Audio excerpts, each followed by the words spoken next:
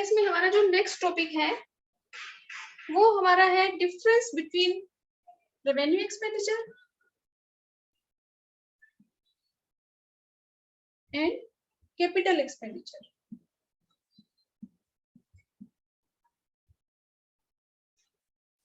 तो सबसे पहले हम इनको डिफाइन कर सकते हैं।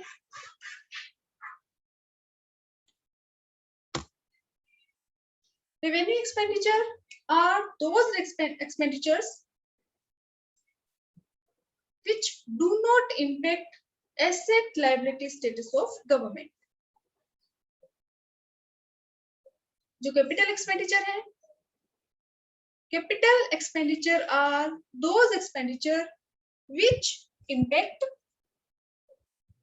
asset liability status of government, do not impact asset liability status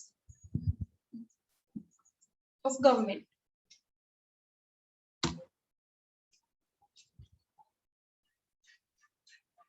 तो रेवेन्यू एक्सपेंडिचर वो एक्सपेंडिचर है गवर्नमेंट के जिनसे गवर्नमेंट की एसेट लायबिलिटी के ऊपर कोई इंपैक्ट नहीं होता, और कैपिटल एक्सपेंडिचर वो एक्सपेंडिचर है जिनसे गवर्नमेंट की एसेट लायबिलिटी स्टेटस पे इंपैक्ट होता है। तो जो रेवेन्यू एक्सपेंडिचर है उनसे ना तो गवर्नमेंट की जो एसेट है वो इंक्रीज होती है और ना ही गवर्नमेंट की जो लायबिलिटी है वो डिक्रीज होती है। लेकिन जो कैपिटल एक्सपेंडिचर है उनसे या तो गवर्नमेंट की एसेट, क्योंकि एक्सपेंडिचर गवर्नमेंट के पास से पैसा जा रहा है, तो या तो गवर्नमेंट ने एसेट परचेज की होगी, इन्वेस्टमेंट की होगी कोई, तो कैपिटल एक्सपेंडिचर से या तो गवर्नमेंट की एसेट इंक्रीज होती है या फिर हो सकता है गवर्नमेंट ने जो बोरोइंग की थी उसकी रीपेमेंट की हो। तो या तो गवर्नमेंट की एसेट इंक्रीज होती है या फिर गवर्नमेंट की जो लायबिलिटी है वो डिक्रीज होती है। अब नेक्स्ट हम इनके कंपोनेंट एक्सप्लेन कर सकते हैं कि जो रेवेन्यू एक्सपेंडिचर है उसमें हम इंक्लूड करते हैं गवर्नमेंट जो भी salary, wages, interest, bonus, defence purchase, subsidy पे जो भी खर्चा करती है, जो उसका रेगुलर खर्चा है, वो हमारे इंक्लूड होते हैं रेवेन्यू एक्सपेंडिचर ऑफ गवर्नमेंट में। और कैपिटल एक्सपेंडिचर जो है उसके जो कंपोनेंट्स हैं, purchase of machinery, purchase of equipment, purchase of share या रीपेमेंट ऑफ लोन, कोई भी कंस्ट्रक्शन है, रोड, डैम, हॉस्पिटल, यूनिवर्सिटी, तो सारे क्या हैं examples of capital expenditure of government.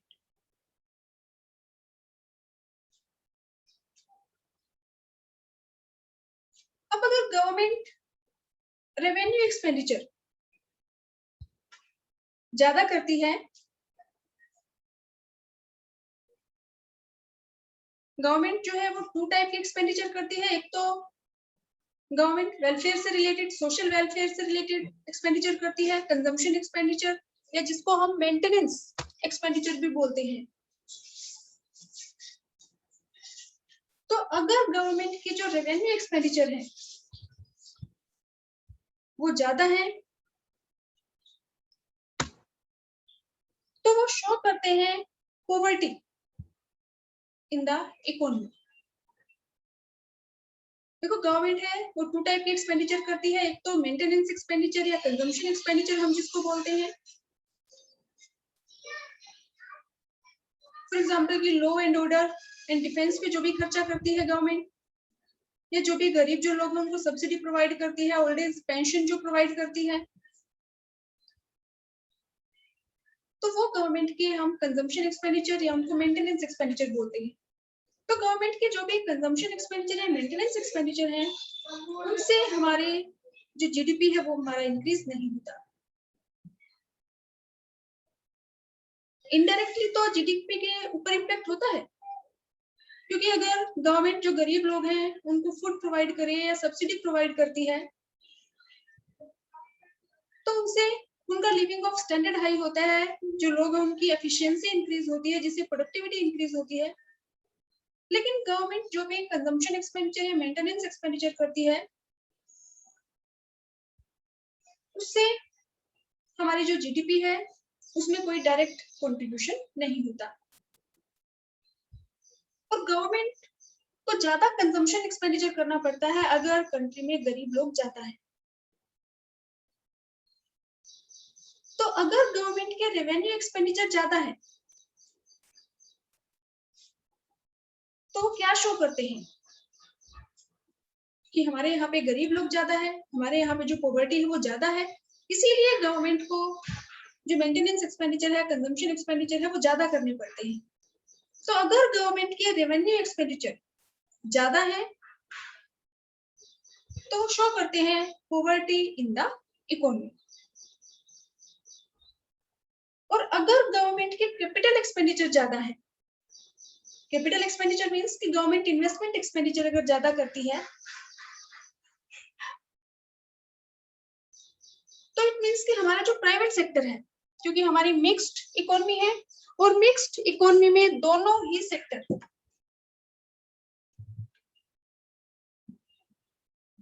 जो प्राइवेट सेक्टर है और पब्लिक सेक्टर यानी कि जो गवर्नमेंट है, दोनों ही पार्टिसिपेट करते हैं in the process of production.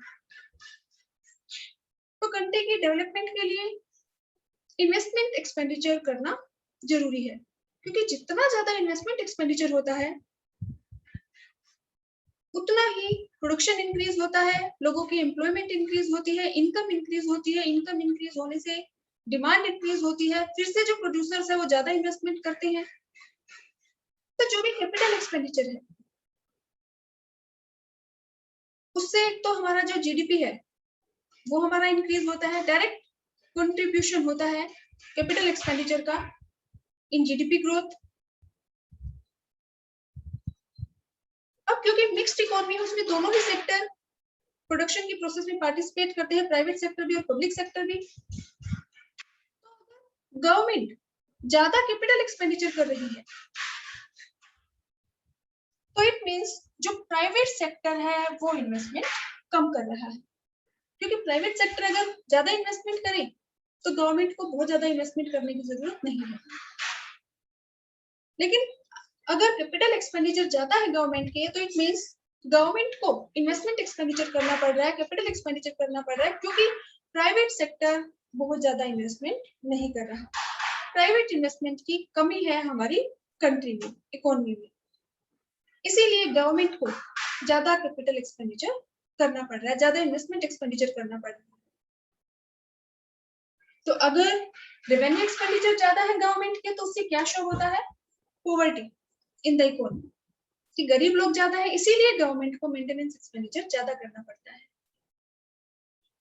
और अगर गवर्नमेंट के कैपिटल एक्सपेंडिचर ज्यादा है तो इट मींस जो प्राइवेट सेक्टर है वो बहुत ज्यादा इन्वेस्टमेंट नहीं कर रहा, प्राइवेट इन्वेस्टमेंट की कमी है, इसीलिए गवर्नमेंट को इन्वेस्टमेंट करनी पड़ रही है। नेक्स्ट जो डिफरेंस है कि जो रेवेन्यू एक्सपेंडिचर है गवर्नमेंट के, they do not directly contribute to GDP growth. जो भी गवर्नमेंट की एक्सपेंडिचर करती है लॉ एंड ऑर्डर और डिफेंस पे, इनसे हमारा सोशल वेलफेयर तो होता है, लेकिन हमारी जो जीडीपी है उसमें ये डायरेक्टली कंट्रीब्यूट नहीं करते। इनडायरेक्टली तो क्योंकि हम सिक्योर फील करते हैं, या अगर गरीब लोगों को सब्सिडी प्रोवाइड की जाती है, बूढ़े लोगों को ओल्ड एज पेंशन प्रोवाइड की जाती है, तो सोशल वेलफेयर तो होता है, एफिशिएंसी इंक्रीज होती है जिससे प्रोडक्टिविटी इंक्रीज होती है और जीडीपी भी इंक्रीज होता है। लेकिन revenue expenditure do not directly contribute to GDP growth. लेकिन जो कैपिटल एक्सपेंडिचर है, कैपिटल एक्सपेंडिचर में गवर्नमेंट कोई मशीन परचेज करती है या लैंड एंड बिल्डिंग परचेज करती है, कोई इक्विपमेंट परचेज करती है, रोड, ब्रिज, हॉस्पिटल्स, यूनिवर्सिटीज जो भी बनवाती है।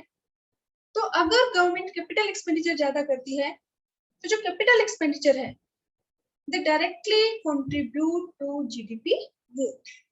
ये हमने हमारे प्रीवियस चैप्टर में पढ़ा था कि जितनी ज्यादा इन्वेस्टमेंट होती है जो चेंज इन आई है, इंक्रीज इन आई, तो जो इनकम है उसकी कई गुना ज्यादा इंक्रीज होगी। तो अगर गवर्नमेंट की जो कैपिटल एक्सपेंडिचर है वो ज्यादा है तो एक तो उससे ये पता चलता है कि जो प्राइवेट सेक्टर है वो कम इन्वेस्टमेंट करता है, और दूसरा जो कैपिटल एक्सपेंडिचर है वो जीडीपी ग्रोथ में डायरेक्ट कंट्रीब्यूट करते हैं। इसलिए ध्यान से सुनो।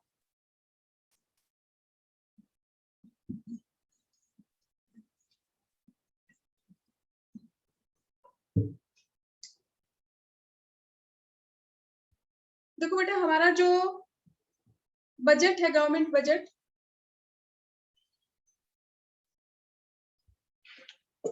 तो गवर्नमेंट बजट की टाइप्स है, types of government budget. Types of government budget means कि जो गवर्नमेंट का बजट है वो बैलेंस्ड बजट भी हो सकता है। बैलेंस्ड, बैलेंस्ड मींस जितने गवर्नमेंट के एक्सपेंडिचर हैं अगर उतनी ही गवर्नमेंट की रिसिप्ट है, या हम कहें कि जितनी गवर्नमेंट की रिसिप्ट है, government receipt means revenue plus में कैपिटल, तो जितनी गवर्नमेंट की रिसिप्ट है अगर उतने ही गवर्नमेंट के एक्सपेंडिचर है तो उसको हम क्या कहेंगे, बैलेंस्ड बजट। बजट बैलेंस्ड है। दूसरे टाइप का बजट हो सकता है surplus budget.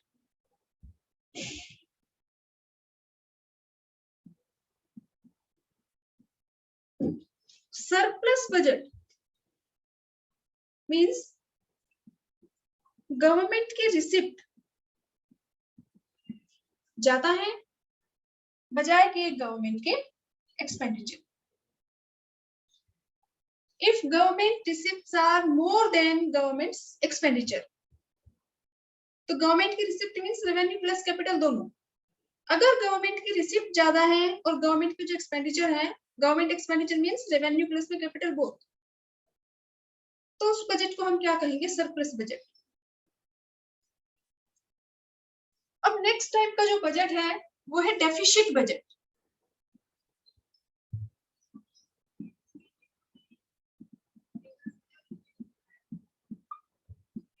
Deficit, deficit means वैसे तो घाटा बोलते हैं डेफिसिट, तो डेफिसिट बजट मींस अगर गवर्नमेंट के expenditure are greater than government's receipt. जो एक्सपेंडिचर है इसमें हम इंक्लूड करेंगे दोनों revenue expenditure as well as capital expenditure, और जो गवर्नमेंट रिसिप्ट है, रिसिप्ट में भी revenue receipt as well as capital receipt. तो deficit budget means when government expenditure are greater than government's receipt. तो इस चैप्टर में आपसे न्यूमेरिकल पूछे जा सकते हैं डेफिसिट से रिलेटेड। सबसे पहले जो डेफिसिट है उसमें सबसे पहले हमारा है रेवेन्यू डेफिसिट।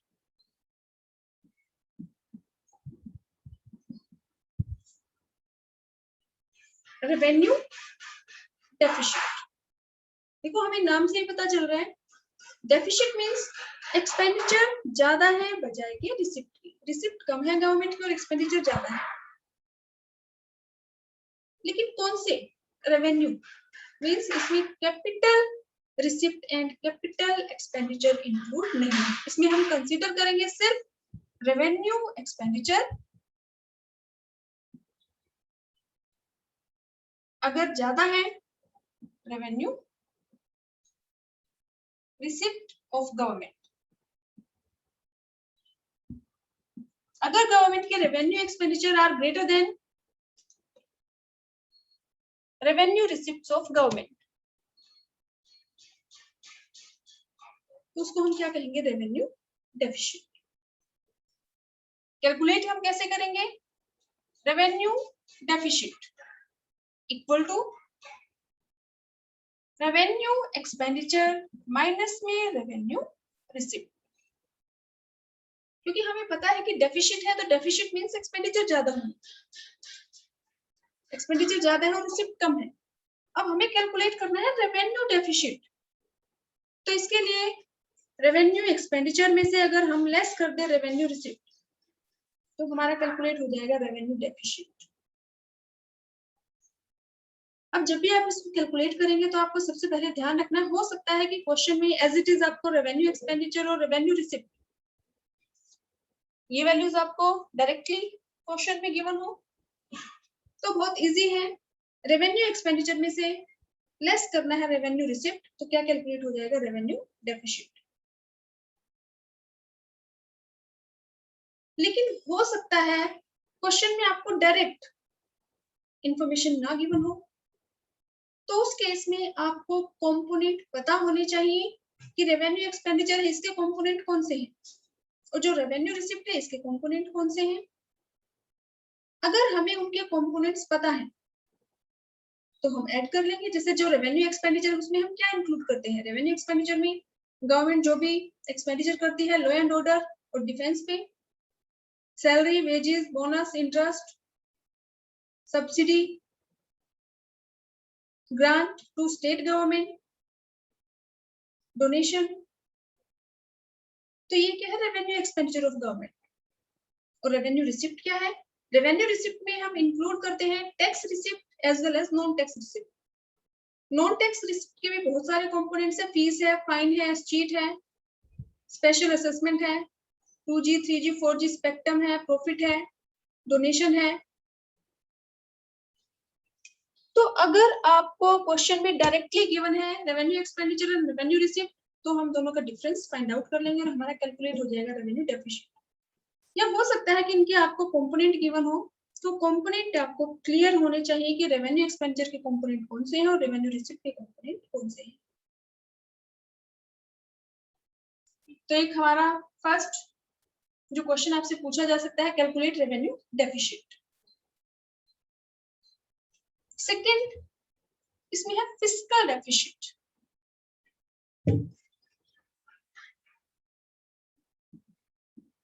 फिस्कल डेफिसिट, अब डेफिसिट है means expenditure are greater than receipts. Fiscal, fiscal मतलब कि गवर्नमेंट का जो बजटरी पॉलिसी है उसको, उसी को हम फिस्कल पॉलिसी बोलते हैं। तो फिस्कल डेफिसिट इसको हम डिनोट करेंगे एफडी से, फिस्कल डेफिसिट इक्वल टू, अब डेफिसिट है तो हमें पता है कि एक्सपेंडिचर ज्यादा है। अब इसमें हम इंक्लूड करेंगे टोटल एक्सपेंडिचर।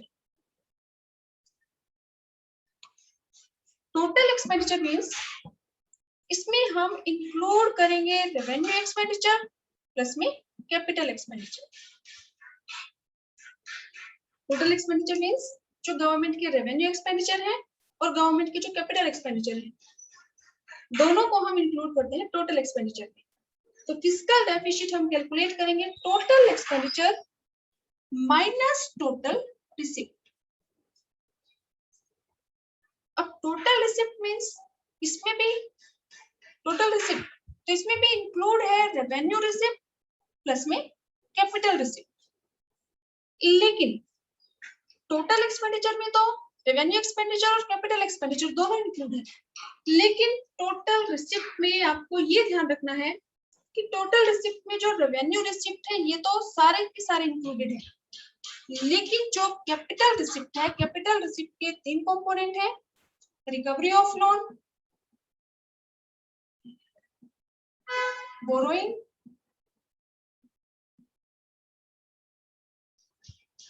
जो अदर रिसिप्ट्स है जिसमें हम इंक्लूड करते हैं डिसइन्वेस्टमेंट। तो आपको ध्यान रखना है कि कैपिटल रिसिप्ट के 3 कंपोनेंट है और कैपिटल रिसिप्ट्स में जब भी हमें कैलकुलेट करना है फिस्कल डेफिसिट, तो इसमें हम बोरोइंग को कंसीडर नहीं करते। तो कैपिटल रिसिप्ट में हम इंक्लूड करेंगे सिर्फ रिकवरी ऑफ लोन प्लस में अदर रिसिप्ट्स, डिसइन्वेस्टमेंट। तो फिस्कल डेफिसिट अगर हमें कैलकुलेट करना है तो हमारी इक्वेशन क्या है, fiscal deficit equal to total expenditure means revenue plus में capital both minus total receipt means revenue receipt plus में कैपिटल रिसिप्ट। लेकिन इसमें हम इंक्लूड नहीं करते एक्सेप्ट बोरोइंग। कि कैपिटल रिसिप्ट अगर आपको गिवन है, 3 कंपोनेंट है उसके, तो आपको सिर्फ 2 ही कंपोनेंट को इंक्लूड करना है, रिकवरी ऑफ लोन प्लस में डिसइन्वेस्टमेंट। बोरोइंग को हम उसमें इंक्लूड नहीं करेंगे। अगर आपको क्वेश्चन में गिवन है कैपिटल रिसिप्ट्स,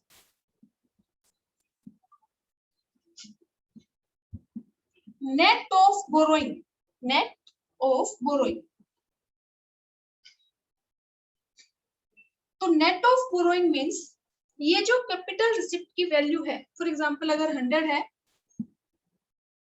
तो नेट ऑफ बोरोइंग मींस ये जो कैपिटल रिसिप्ट की वैल्यू है इसमें बोरोइंग इंक्लूड नहीं है।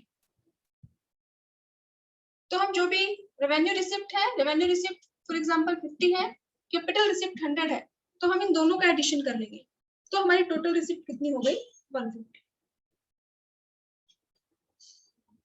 Net of borrowing, net of borrowing means ये जो कैपिटल रिसिप्ट की वैल्यू है इसमें बोरोइंग इंक्लूड नहीं है।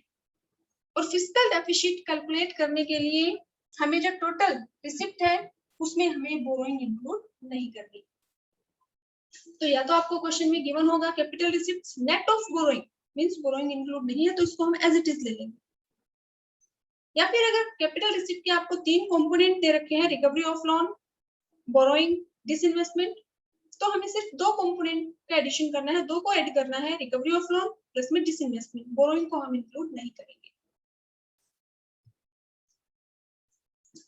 या फिर हो सकता है कि आपके पास अगर क्वेश्चन में फुल इंफॉर्मेशन नहीं है, तो हम ये कह सकते हैं fiscal deficit equal to borrowing. अगर आपको क्वेश्चन में बोरोइंग की वैल्यू गिवन है, तो भी आप फिस्कल डेफिसिट कैलकुलेट कर सकते हैं, क्योंकि फिस्कल डेफिसिट इक्वल होता है बोरोइंग के। अब फिस्कल डेफिसिट के लिए हमने जो फॉर्मूला अप्लाई किया, टोटल एक्सपेंडिचर माइनस में टोटल रिसिप्ट। अब गवर्नमेंट के जो रिसिप्ट है वो है गवर्नमेंट की 100 और जो एक्सपेंडिचर है वो है 120। तो 20 रुपीज गवर्नमेंट कहां से खर्च करेगी? फॉर एग्जांपल आपके पास 100 रुपीज है और आपका जो एक्सपेंडिचर है 120 का है, तो 20 रुपीज आप कहां से लाएंगे? उधार लेंगे। तो ऐसे ही गवर्नमेंट की टोटल रिसिप्ट अगर 100 है और गवर्नमेंट की जो एक्सपेंडिचर है वो है 120, तो 20 रुपीज कहां से आएंगे? गवर्नमेंट बोरो करेगी, पब्लिक से, आरबीआई से या फॉरेन से।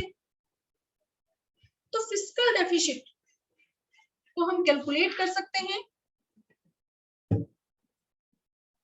टोटल एक्सपेंडिचर माइनस में total receipt except borrowing.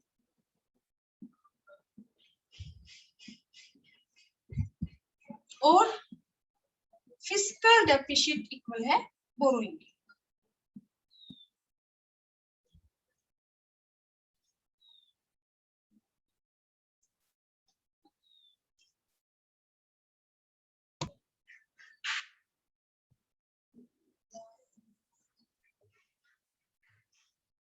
Next हमारी जो इक्वेशन है प्राइमरी डेफिसिट,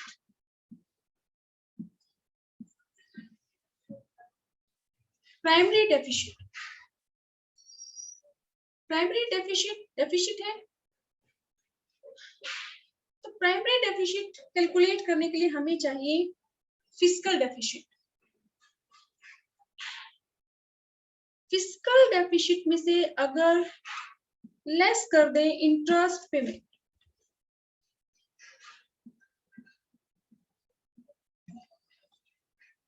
फिस्कल डेफिसिट क्या है? बोरोइंग।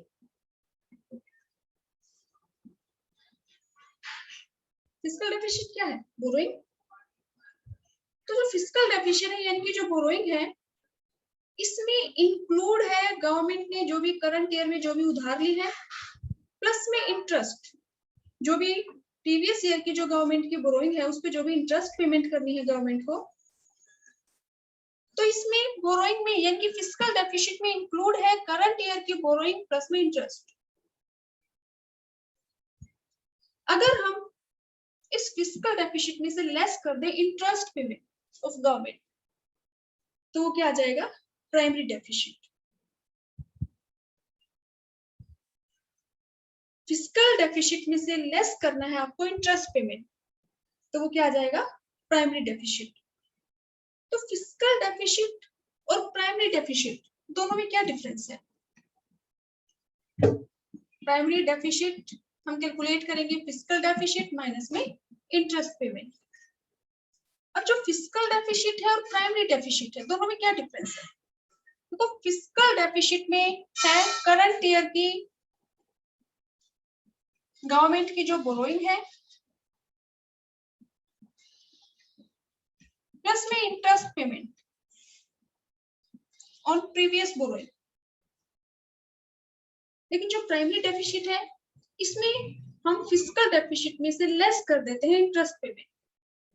तो प्राइमरी डेफिसिट किसके इक्वल है? करंट ईयर की बोरोइंग, यानी कि इसमें इंटरेस्ट पेमेंट इंक्लूड नहीं है। प्राइमरी डेफिसिट इक्वल है जो भी गवर्नमेंट की करंट ईयर की बोरोइंग है। तो इसमें आपसे ये 3 क्वेश्चन आपसे पूछे जा सकते हैं। कैलकुलेट रेवेन्यू डेफिसिट, तो रेवेन्यू डेफिसिट से हमें पता चल रहा है डेफिसिट मींस कि एक्सपेंडिचर ज्यादा है गवर्नमेंट की और रिसिप्ट कम है, लेकिन कौन से? रेवेन्यू या कैपिटल? तो उसके हमें नाम से पता चल रहा है revenue deficit means revenue expenditure are greater than revenue receipt. Calculate हम कैसे करेंगे? रेवेन्यू डेफिसिट को हम कैलकुलेट करेंगे रेवेन्यू एक्सपेंडिचर माइनस में रेवेन्यू रिसिप्ट। सेकंड हमारी इक्वेशन है फिस्कल डेफिसिट। फिस्कल डेफिसिट हम कैलकुलेट करेंगे टोटल एक्सपेंडिचर माइनस में टोटल रिसिप्ट एक्सेप्ट बोरोइंग।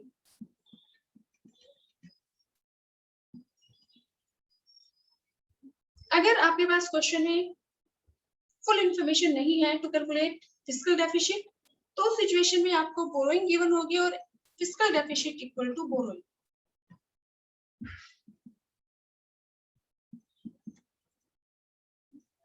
और थर्ड हमारी जो इक्वेशन है, जो फॉर्मूला है, प्राइमरी डेफिसिट कैलकुलेट करना है तो फिस्कल डेफिसिट में से या बोरोइंग में से अगर लेस कर दे इंटरेस्ट पेमेंट तो वो कैलकुलेट हो जाएगा प्राइमरी डेफिसिट। दोनों में डिफरेंस सिर्फ कितना है? फिस्कल डेफिसिट में गवर्नमेंट की बोरोइंग है प्लस में इंटरेस्ट पेमेंट है ऑन प्रीवियस लोन, और प्राइमरी डेफिसिट में इंक्लूड है सिर्फ करंट ईयर की बोरोइंग, क्योंकि फिस्कल डेफिसिट में से हमने जो इंटरेस्ट पेमेंट थी गवर्नमेंट की उसको लेस कर दिया। तो प्राइमरी डेफिसिट शो करता है करंट ईयर की बोरोइंग ऑफ गवर्नमेंट।